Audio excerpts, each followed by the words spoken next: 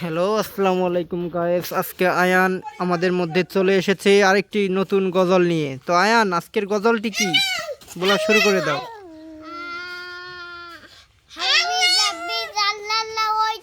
হ্যাঁ, আচ্ছা, তুমি বলতে পারো।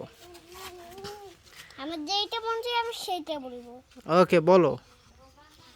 হাসবি রাব্বি জাল্লাল্লাহ মাবি কুল্লি কুল্লাল্লাহ মুহাম্মদ সাল্লাল্লাহ ইয়া মাসাল্লাহ ইল্লাল্লাহ হাসবি রাব্বি জাল্লাল্লাহ মাবি কুল্লি কুল্লাল্লাহ দুকি মুহাম্মদ সাল্লাল্লাহ মাবি কুল্লি কুল্লাল্লাহ মুহাম্মদ সাল্লাল্লাহ আল্লাহ